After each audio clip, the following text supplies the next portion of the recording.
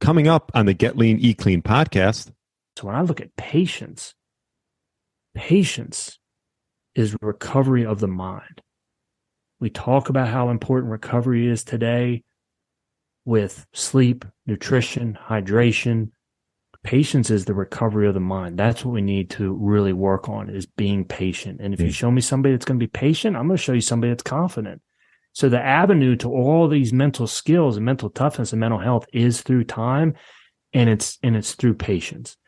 You know, we have this action bias. We always think that doing something has to be better than doing nothing.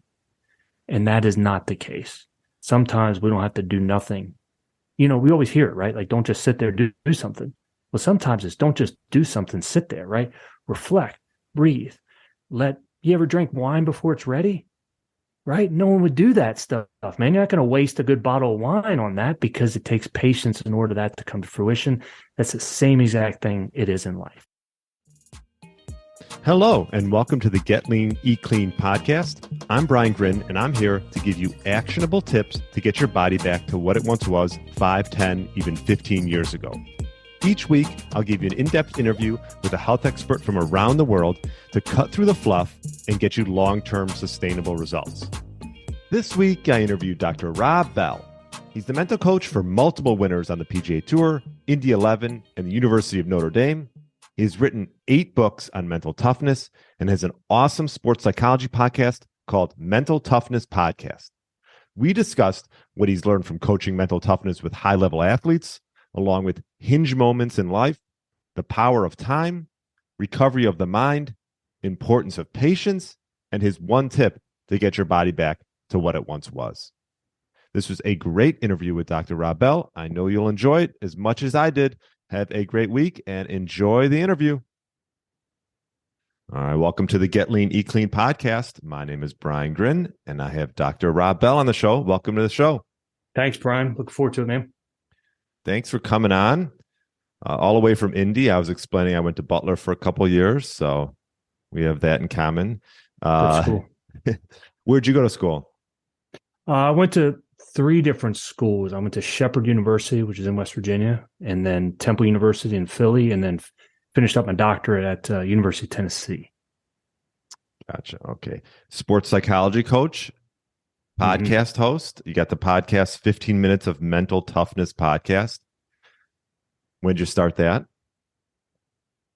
Jeez, man, that was probably, we're in, I just had the 120th episode. Okay. And they come out bi-weekly. So I want to say, time now, right? Everything's pre-COVID. So I know it's pre-COVID. I know that. It's probably 2018. I even kind of rebranded it. Now it's just Mental Toughness Podcast with Dr. Rob Bell. Because I started it out as like, man, I wanted these 15-minute segments, but I couldn't get anywhere in 15 minutes, man. Yeah. You know what I mean? So I kind of said, like, if anybody reads a book or you listen to a podcast, I think you're going to get, like, if you read a book, you're going to get a couple of really good nuggets out of that book. But you don't remember everything that was in that book. Same thing with the podcast. You remember, hey, that was a really good podcast, and I remembered this one item. So I tried to say, you'll get 15 minutes of really good content. But then I just kind of bagged it and said, look, Mental Toughness Podcast, Dr. Rob Bell, we'll just run with that. But I love doing it, man. I feel like I get so much out of interviewing people. I'm sure you can agree, man. It's just, I love interviewing people. I do too. I've met so many great people. We were just talking. I've had Scott Stallings on. I know you're involved with the PGA Tour a little bit, and sports psychology and like building mental toughness. Like, I love that topic. So I'm excited to have you on here and talk all about that. Perhaps maybe give the audience just a little bit background of what you've been up to and sort of how you got into sports psychology. Yeah, man. I don't know if we have enough time for that one. That's well, you do the short version. The short version is work with professional athletes and executives. My philosophy, man, is that everyone's an athlete. Our office is just different. So even working with corporate athletes, I still think everyone's an athlete, because we compete against the most difficult opponent, and that's our mind.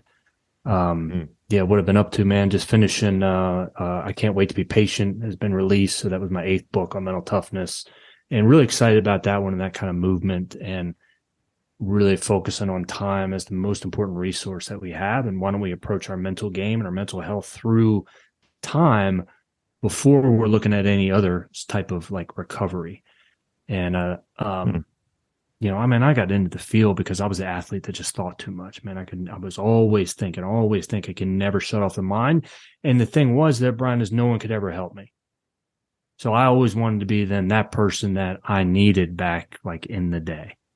And that's essentially, man, how I started and got into it. And then when I came across it in college, and I just knew it was tattooed on my heart, this is what I want to do with my entire life. And that was help athletes, coaches, and teams perform their best when it matters the most. Yeah, I love that. I think as a golfer, it's something we're always, at least for me, I've always read a lot on the topic. I mean, Dr. Bob Rotella, obviously has come up with some great books. What have you learned through the years? I mean, you've done some caddying for some PGA Tour players. Looks like you've helped different athletes from all different walks of life. One of the what are some of the high level things that you've learned from that? I've learned that it only takes one. That's the main thing. No matter how bad things are in our life, no matter how downtrodden it is, how bleak an outcome looks, it only takes one. It takes one shot, one tournament, one person that you meet, one podcast that you listen to, one book that you read to turn everything around. That's what we're getting ready for. The thing is we just don't know when that's coming. So what does it take? What takes being prepared? That's the real importance of mental toughness, is you have to be ready, because when your moment hits, it's too late to prepare. You have to be ready. And the other part of that is just believing and knowing that you're going to get an opportunity. And it's about maximizing that opportunity.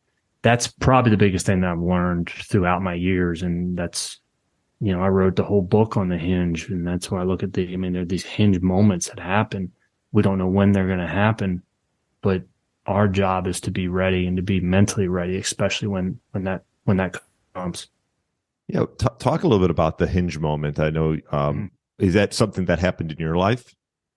Well, I think we have multiple Hinge moments in our life. I think, you know, again, it can be any one moment. If you look at any important game, any important competition, it's going to come back to one possession, right? One catch of the ball. And coaches always say, look, one play doesn't make it. I agree. One play doesn't make it, but you don't know which play that's going to be. So it's never one play, but it's always one play. Right. And so, you know, with that, I mean, the part is like multiple Hinge moments that happen in our life. I mean, tragedies that happen in our life, they're immediate Hinge moments, because from that moment on, everything's different. And when I talk about the Hinge, I mean, every door in life has a hinge. So doors opening and closing in life, that's because of the hinge. If you ever hear of a rusty door, it's not the door that gets rusty at all. It's the hinge that gets rusty. And so what the hinge does is it really connects who we are with who we're going to become. Now, because we cannot connect the dots in life looking forward, we can only connect the dots in life looking backwards. We don't know what those moments are going to be. Sometimes we don't know that the hinge connects sometimes to weeks, months, years later, right? But that talk that we gave, that person that we met connected us to somebody else. So we have no idea how these dots are going to connect. But like I said, like these tragedies that happen, they're immediate because from that moment on, everything's different. You know, death of a loved one, significant injuries, you know, the depression. I mean, life that happens, cancer. From that moment on, everything's different. And what our job is and what our role is in that is to, one, you know, be able to have acceptance around it. And then how do we use that obstacle in one way or another into an opportunity? And as trite as sometimes it sounds, in every bad situation, there's going to be some good that comes out of it. Yeah. If we have the right mindset. And that's where it's always coming back to that mindset that we have. And, you know, I see it all the time that it only takes one. Only takes one. That's what we're getting ready for. We just don't know when that one is going to be. Let's talk a little bit about, I just was listening to a podcast with Johnson Wagner, and they asked him, like, what's that? Yeah, he's a good guy. Yeah, because I know you've worked with some PGA Tour guys, and he talked about self-talk and what made him a good putter. One of the things what made him a good putter was obviously working hard at it, but also having the right mental approach to each putt and just believing. How important is self-talk, not only in golf, but in other walks of life. Because I actually coach high school golf. So I try to get these kids into the right mindset. I mean, I'm not going to change their swings, right? Like, so I want to try to have them perform as to the best of their ability and what they bring to the table. And so we always talk about self-talk. What are some things that individuals can do to help, whether it's in golf or in life, with self-talk? Yeah, man, the power of self-talk or the inner chatter. You have to be so careful about what you say to yourself because you're listening. You're listening to it, and it's really tough to outperform your own self-worth. So whatever image that you have of yourself, and mine, when it comes to self-talk, mine isn't always the best. It's really not. I really have to take those thoughts captive and then be able to speak truth. Sometimes it's like, you don't suck. Maybe it's right now, right? You haven't really reached that goal yet, so you have to be able to add these powerful words into it. I mean, I read one of my mate's books. It's called The Spartan Mindset by Reed Maltby, and Coach Reed just really talks about like those power of words that we have. The interesting thing when it comes to the self-talk is we are hardest on ourselves and we are with anybody else. Like, I would never say what I say to my best friend, what I say to myself. So if that's the case, then when that negative talk really comes up, the strategy that we have to do is to be able to take those thoughts captive and to be able to speak it out loud. Because I think when we speak it out loud, that's when it makes sense in our mind. I don't know how it works, but even working with athletes, they have to be able to express it and be able to verbalize it. Doesn't always have to make sense, but they make sense of it themselves. So if I'm saying, look, I suck, you have to be able to say that stuff out loud and then be able to capture and be like, no, I don't suck. That was a bad shot. It was a bad round, but we can't perform our own self-worth if I keep saying it ourselves. That becomes really difficult. So then once we start speaking it out loud, we have to start talking to ourselves like it is our best friend. Like, what would I say to my best friend in this situation? Mm-hmm. My best friend in this situation. Yeah, man, it was a bad shot. So what? Next shot. You got another opportunity. Bad tournament. Okay. So what? You're going to get that back. You're still a great player. What did you learn from that situation? Like that sort of talk, instead of just throwing the stop sign out and just saying I suck and then that's it. Boy, that leaves a lot of the mind then to make sense of it. And that's where I look at the power of that talk for sure. And which tour pros have you worked with? I'm just curious. You mentioned Scott Stallings. Who else have you worked with? No. Geez, man. I'm thinking, unless people like following the tour, Austin Cook, Adam Shank, Tyler Duncan have been some players, Jimmy Knaus, Josh Creel, worked with Brendan Steele back in the day. So I've been fortunate enough to have, 3 different winners on tour. What do you think at that level? Do you think, these guys all have tons of skill, but do you think what sets the guys that are winning to the guys that just aren't winning? What's the power belief in themselves and what they're trying to do? They have absolute 100% belief and trust and confidence in what they're trying to do. And that's the major separator. Yeah. And you see that, like, obviously Jon Rahm, number 1 player in the world, and the belief he has. But then you see guys like Max Homa, who, for a lot of his career, he was sort of on the up, but like once he got over that sort of hurdle of belief, probably, and saying, thinking that he's, one of the best, now he's obviously there and he believes in himself. Same thing with like Finau. I feel like Tony Finau, talented as ever, but now he opened the floodgates. He started winning. I think last year he won 3 times, and he just won recently. So you sort of see how, just like you said, it could take one event, it could take one round where just like the switch gets flipped and their belief is there and they just start winning. Confidence builds confidence, and success builds confidence. No question about it. What these guys, what they all have is they have that belief that's not always going to be broadcasted. It's going to be on the back end. So after they have success, then they're talking about it. But you don't get to be at that level without having that just sheer belief in what you're doing in your process. Yeah. I mean, Scotty Scheffler won like over 90 events as an amateur. Just winning at any level, right? He's got that much confidence and knows how to close it out. And you see that now as a professional, how he just gets to the lead and most of the time closes it out. Yeah. Yeah. Good example, man. Also a good guy. Let's talk a little bit about, I'm curious, your book, I Can't Wait to Be Patient. What's the premise behind the book? Yeah. I mean, it's the power of time. I mean, it's our most precious resource. It's the most common resource that every single one of us have together. I mean, money, connections, all that varies the playing field. Time always levels the playing field. Mm-hmm. And what we have failed to do, what I think, is that we've failed to look at time as the path towards improvement. Now, we look at time management, we look at energy management, we look at all that stuff, but have we really improved our relationship with time? And that is the basis of the book. And the reason why that one got written was simply because we try to speed up time when things aren't going well, and we try to slow down time when things are going great. Well, the reality is that this too shall pass, good and bad, meaning we always look at like, oh man, don't worry, this too shall pass. We look at it as like that's should give us hope. And it's true, but the real proof of that is the good times do not last.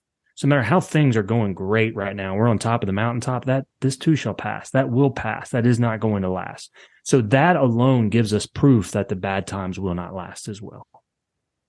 And what happens in life and what I've seen is that we have to attack life. You have to attack and approach your practice, approach your profession with a sense of urgency. If you ease into it, you're going to get lapped, right? If you're going to see how it goes and feel things out and maybe have a plan B to it, then it's not going to work. We know that. And we know how hard work is. We know action changes everything. And I'm not debating that at all. I'm 100% on board with that mentality. Attack at all times. However, what we do is, because we have a sense of urgency towards everything, now everything is urgent. And once everything becomes urgent, it trumps what's important. And now we become urgent waiting in line. Now we become urgent when we're talking with somebody. Now we become urgent in these situations that are unimportant. And now there's not an off switch. So if we want to talk about stress, we want to talk about anxiety, it's getting back to that relationship with time, that we haven't prioritized what's important, and the urgency always trumps the importance. So when I look at patience is recovery of the mind. We talk about how important recovery is today with sleep, nutrition, hydration. Patience is the recovery of the mind. That's what we need to really work on, is being patient. And if you show me somebody that's going to be patient, I'm going to show you somebody that's confident. So the avenue to all these mental skills and mental toughness and mental health is through time, and it's through patience. We have this action bias. We always think that doing something has to be better than doing nothing. And that is not the case. Sometimes we don't have to do nothing. We always hear it, right? Like, don't just sit there, do something. Well, sometimes it's don't just do something, sit there, right? Reflect, breathe. You ever drink wine before it's ready? Right? No one would do that stuff, man. You're not going to waste a good bottle of wine on that, because it takes patience in order for that to come to fruition. That's the same exact thing it is in life. And what I've seen today is we bail before we're able to see it through. We change, we switch, we try out things, when what we need to do is we need to stay committed to that path, stay committed to that process, and really just have patience. The process takes perspective, but the product always requires patience. And that's why that book was written, man. And I'm really happy about it. I love really just approaching everything now in terms of mental toughness through patience. Yeah, patience is huge. I mean, I think, we talk a lot about health and wellness on this podcast, and whether it comes to making lifestyle changes or getting into working out, a lot of times people don't like wait it out till the results can come, right? Like they want to have results so quickly that whether they're changing their diet or making lifestyle changes with, working out or whatever, I think the biggest thing is just staying consistent over a long period of time. And that's the most important thing. You see people, get into workouts, they go gung ho for a week or 2 or 3, and then expecting results. It might not happen right away, and then they bail. And is that sort of what you're sort of? It's exactly it, man. And that's sort of like the macro level of patience. I mean, anything worth doing is going to take time in order to see results, right? Well, why is that an issue now, even though we've known that ever since the beginning of time? Well, because the cadence, just look at technology, the cadence of life has sped up exponentially that we don't have to wait for anything really anymore. No, right. And so since we don't have to wait for anything, well, the tolerance then of waiting has dropped to the level of, I don't need to wait. Well, no matter what, you're still going to be waiting, right? We're going to be waiting in traffic, going to be waiting in line. But because we're still waiting, but we're on the illusion that we don't have to wait, we're not good at it anymore. And when the emotions then come into play, man, it's like, look, wisdom says wait, emotions say hurry. When the emotions are going to kick in, all it's getting back to is, are we able to take a breath, reflect here, like in this moment, big picture stuff? Are we able to just stay committed? And I mean, you know better than I do, man, but I just think consistency beats crazy all the time. Yeah. And it's just like you said, this is the environment that we're in now, right? You can get everything like in the matter of seconds. Like, if your internet, like it's like a test is like, if your internet's not working exactly right, like, and you're waiting a little bit for a page to load, like that's it. Like I'm freaking out, man. Yeah. And I put that in the book, man. There was an average of 2 seconds before people bailed on sales page. And that was 2 seconds, 50% bailed. On a sales page. Yeah. Like that was a study. It's like with social media now. And if you don't catch someone's attention within, the first few seconds, they're just going to move on and scroll through. And yeah, that's just the time we live in. And, you look at like kids. I mean, I know you have 2 kids? Yeah. Mm-hmm. Yeah. Like, do you see that with kids nowadays? Like, because they're not used to being bored and having nothing to do and, wanting everything within like, do you see this with kids growing up?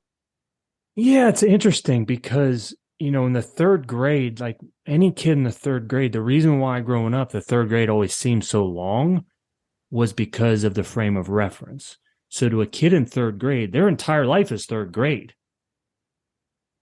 Right now, 1 year flies by. Why? Because really 1 year in the percentage of life is not that much, but for a 3rd grader, it's 90%.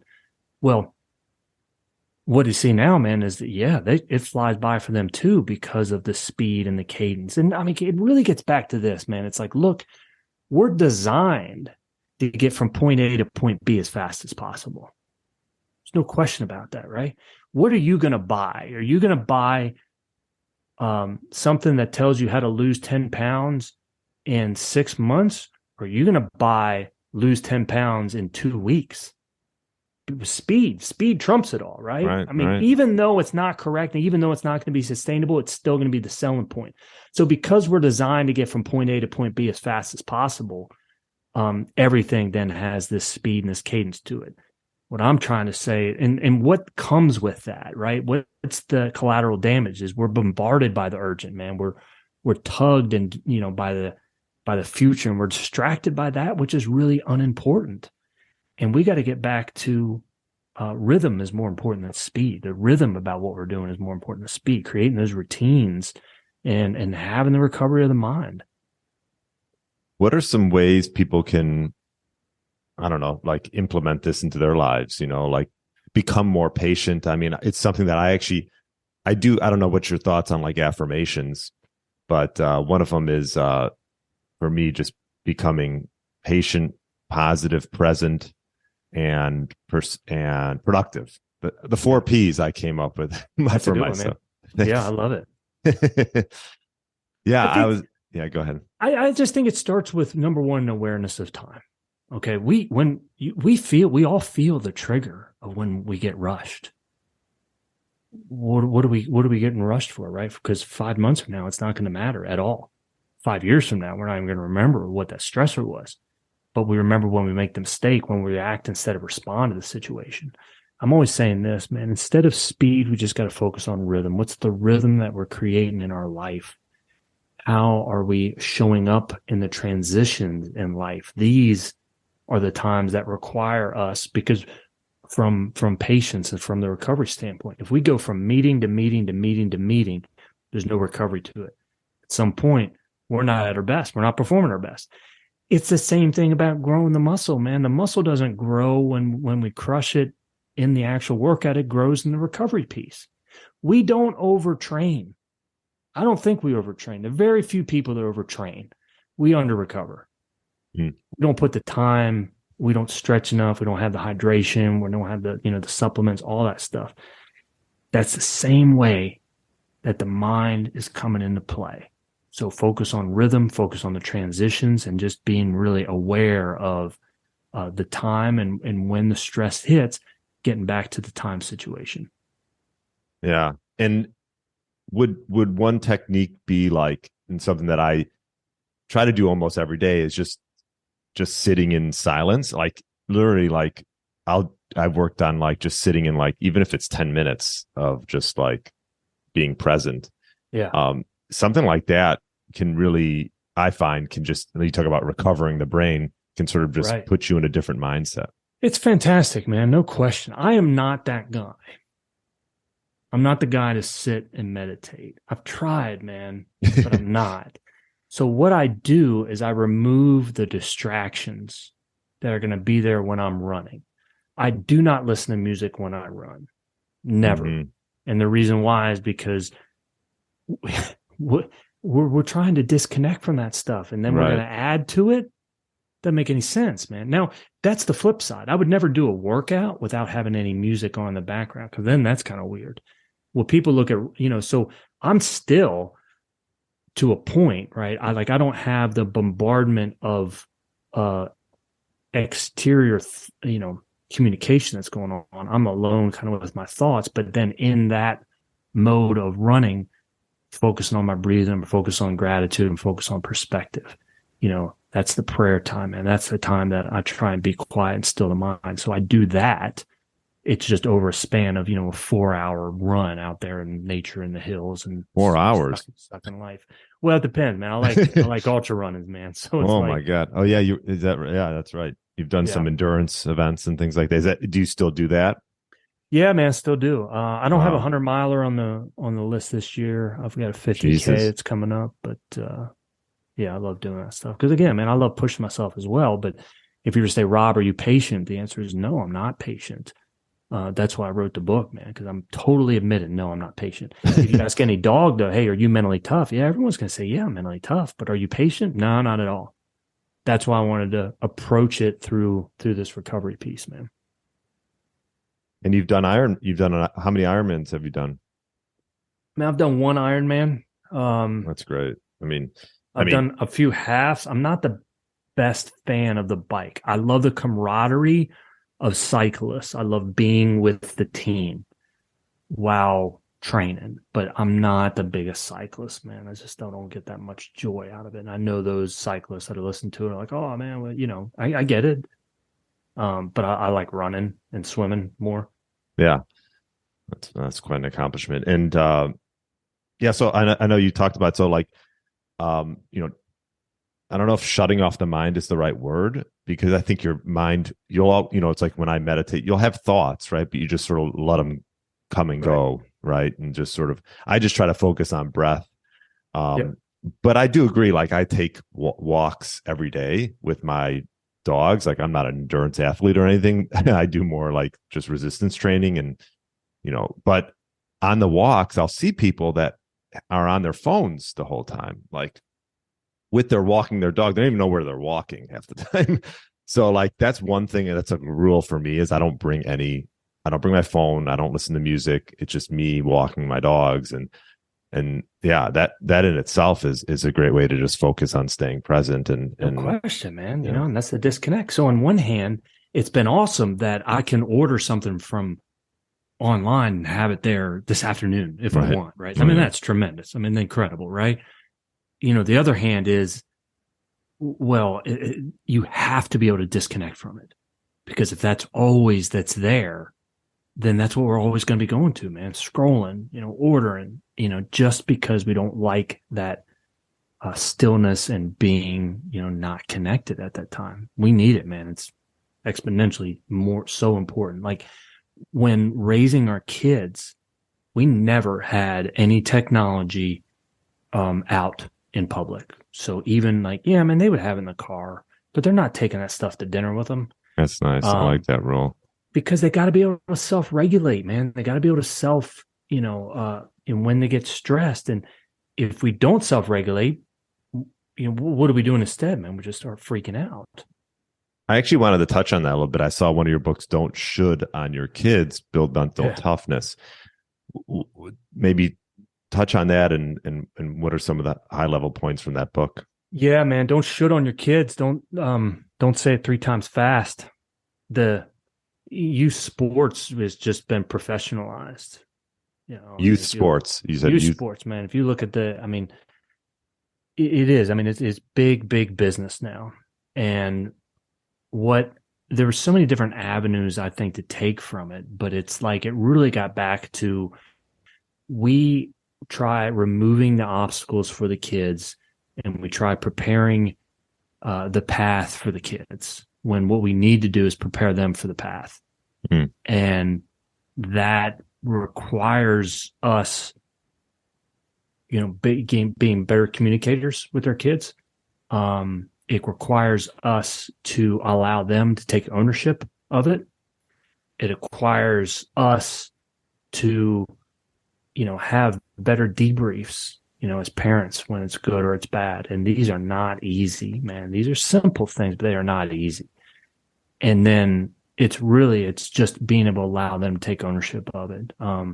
Tons of things, I think, when it comes to just sport teaches us whatever we want it to teach. People say, well, sport teaches life lessons. That's not correct, man. It doesn't. If you have a good coach that stresses ownership, then it can teach a life lesson of being able to ownership. If you have a coach or a debrief or a parent talking about the time and the importance of preparation, well, then that is what that is going to teach. But sport by itself will only teach whatever we want it to teach. And that's where I look, these lessons in sport are going to last way beyond when their sport is going to be over. Are we really stressing those in those development years as well? Because if the only thing that we really stress is winning, ranking, and statistics, then that's what they're going to own. And that's why that book was written, man. Yeah, I get more parents that reach out to me about that one, that one helped than any other. Yeah, when did you write that book? Jeez, man, pre-COVID, I know that. I know, man. I think that one was 2017. Seems like a long time ago now. 2015. Oh, was that when it was? Okay. Just looking it up right now. Yeah. Don't should on your kids, build their mental toughness. Yeah, one of the things I've gotten in, you know, coaching, you coach golf with, you know, with your clients, or coach mental toughness with your clients, or work on that, the psychology, is golf. There are so many life lessons that you can learn from playing golf. I always encourage parents to get their kids involved with golf, even if it's not playing it in high school or in college or whatever. You're just getting out there, because for one, they're not in front of their devices, right? They're they're in nature, they're outside, no distractions, and just integrity, patience. You talk about having to be patient on the golf course, and just being, talk about self-talk, and just so many things that you can apply that go so far beyond the sport of golf. Mic drop, man. You said it, bud. Sport teaches whatever we want to teach. And that's golf is, every sport is like life on one way or another, right? If you look at like swimming So if you want to be a swimmer, or have that part of your identity, then that means early morning workouts. There's no way around it. That means twice a day workouts. So that one resembles life because there's no harder worker in sport than when it comes to like swimming, Well, in golf, the way that resembles life as well is because the harder you try, the worse you're going to do.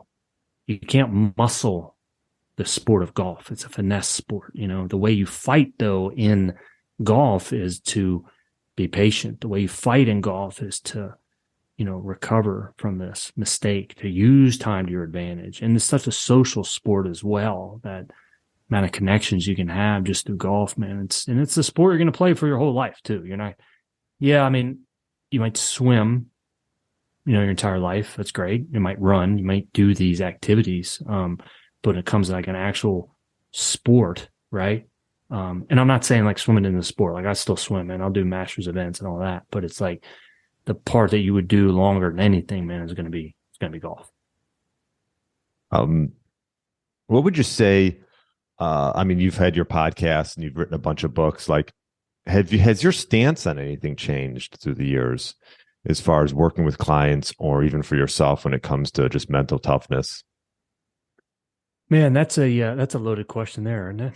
Like, I know. I look at myself just from like I've been in health and wellness for like 20 years now, and I don't know, my perspective and how I sort of think about things when it comes to health has changed. And I was just wondering, from your standpoint, just being a professional in sort of the mental game, is there anything that has changed? Your viewpoint on things have changed? The biggest, I get back to the book. I Can't Wait to Be Patient, because that has been probably the biggest thing that's changed, is we never looked at time. I was always the person that wanted the good times to last a little bit longer. I was always depressed after a season would end. I was always depressed after, I'd have an athlete win, because then it's on to the next.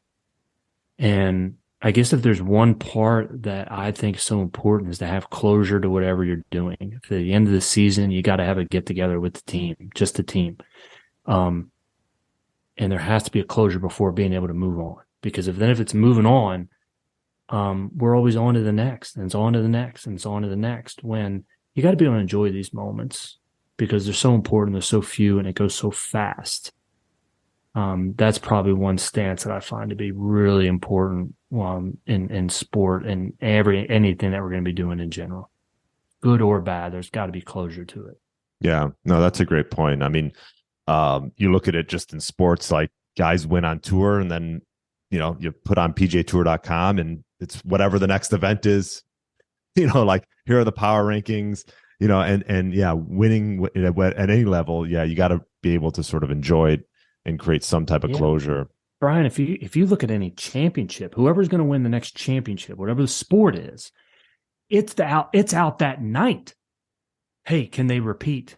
Hey, what are the rankings for next year? Hey, on to the next year. And they try to buffer it by saying, hey, way too early rankings, but it's basically just saying, hey, look over here. This doesn't really even matter anymore. Look over to this. Look at the past 4 NBA champions, different teams. 3 of them have already been fired.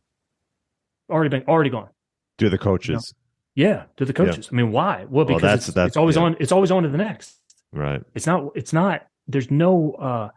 And that's the part of like patience with that is. Doesn't matter what.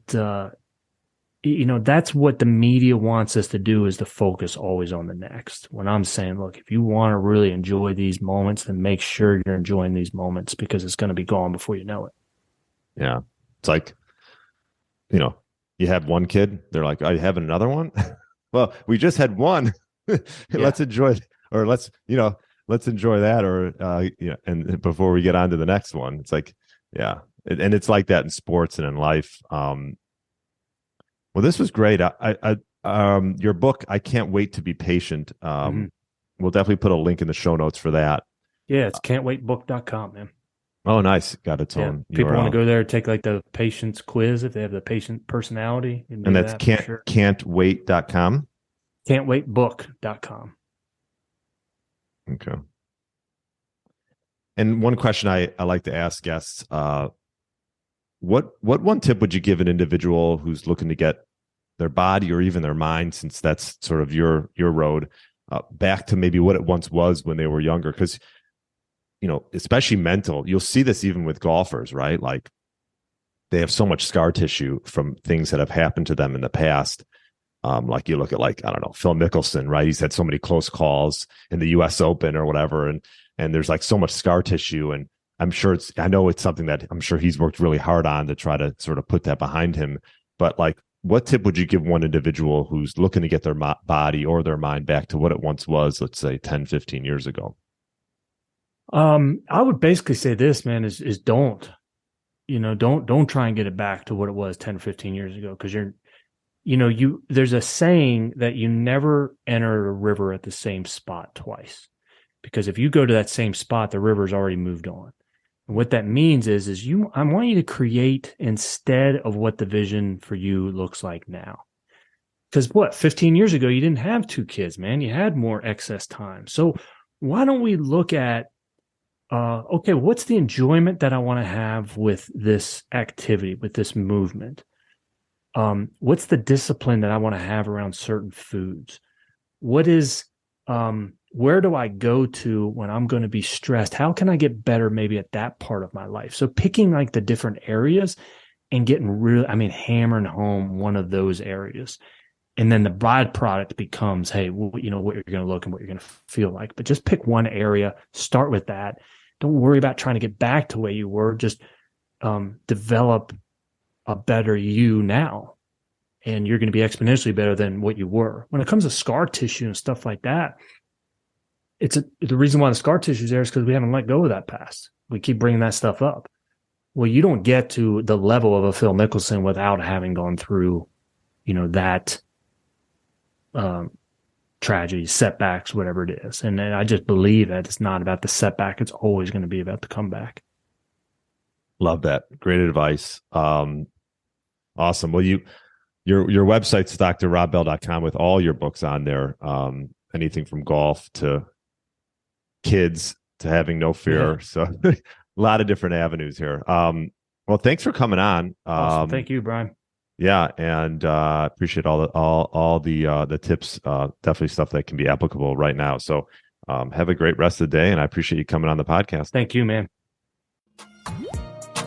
Thanks for listening to the Get Lean, Eat Clean podcast. I understand there are millions of other podcasts out there, and you've chosen to listen to mine, and I appreciate that. Check out the show notes at briangrin.com for everything that was mentioned in this episode. Feel free to subscribe to the podcast and share it with a friend or family member that's looking to get their body back to what it once was. Thanks again, and have a great day.